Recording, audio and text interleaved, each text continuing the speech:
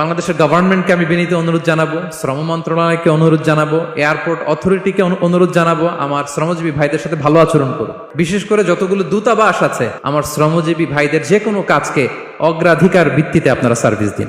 এটা দিতেই হবে। তারা ভালো থাকলে ভালো থাকবে বাংলাদেশ। তাই শ্রমজীবী যারা আছেন মনক্ষুণ্ণ হবেন না, মন ছোট করবেন না। You are the superhero. You are the superhero. You are the remittance fighter of our country. এজন্য রাস্তা দিয়ে যখন হাঁটবেন, বুক ফুলিয়ে হাঁটবেন, আর বস্তা ভরে টাকা নিয়ে দেশে ফিরবেন। ঠিক কিনা বলেন? বুক ফুলিয়ে হাঁটতে হবে। এজন্য আমি আমার প্রিয় মাতৃভূমি বাংলাদেশের গভর্নমেন্টকে অনুরোধ করব, আমাদের শ্রমজীবী ভাইদের যাতে সুবিধা হয় এই ব্যবস্থা আপনাদের করতে হবে। বিনীত অনুরোধ রাখবো। শ্রম মন্ত্রণালয়ে যারা দায়িত্বে আছেন, স্পেশালি তাদেরকে রিকোয়েস্ট করব, আমাদের শ্রমজীবী ভাইদের যেন কোনো কষ্ট না হয়, কারণ তাদের পাঠানো রেমিটেন্সে সচল থাকে আমার দেশের অর্থনীতির চাকা। তারা ভালো থাকলে ভালো থাকবে বাংলাদেশ। Very simple. ঠিক কিনা বলেন?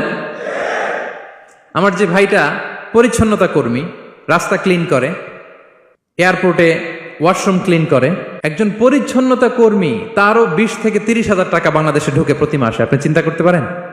হ্যাঁ, 6টা মাস যদি রেমিটেন্স বন্ধ হয়, শ্রীলঙ্কার চেয়েও খারাপ অবস্থায় বাংলাদেশে চলে যাবে। Just only 6 months. ভয়ঙ্কর অবস্থা হবে বাংলাদেশের। এটা আল্লাহর পক্ষ থেকে একটা স্পেশাল রাহমা, মার্সি এন্ড ব্লেসিংস, যে আমাদের রিজিকের তাগিদায় সারা বিশ্বে যে কাজ করতে হয়, আমরা কাজ করি আর দেশে টাকা পাঠাই, আর সচল থাকে আমার দেশের অর্থনীতির চাকা। আলহামদুলিল্লাহ পড়েন।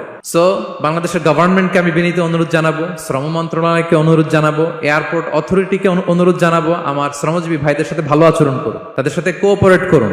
বিশেষ করে যতগুলো দূতাবাস আছে সারা বিশ্বে, বাংলাদেশের যে মিশনগুলো, দূতাবাসগুলো, আমার শ্রমজীবী ভাইদের যে কোনো কাজকে অগ্রাধিকার ভিত্তিতে আপনারা সার্ভিস দিন। এটা দিতেই হবে। ঠিক কিনা বলেন? তারা ভালো থাকলে ভালো থাকবে বাংলাদেশ। তো এই জন্য শ্রমের কোনো বিকল্প নাই।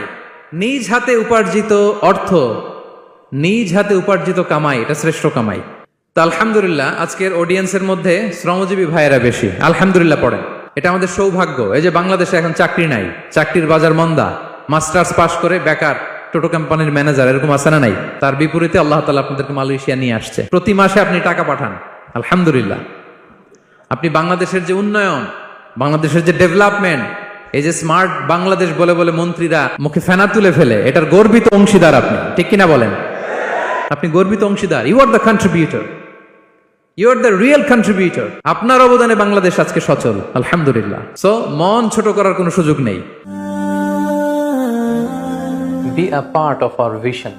Do listen and share the khair.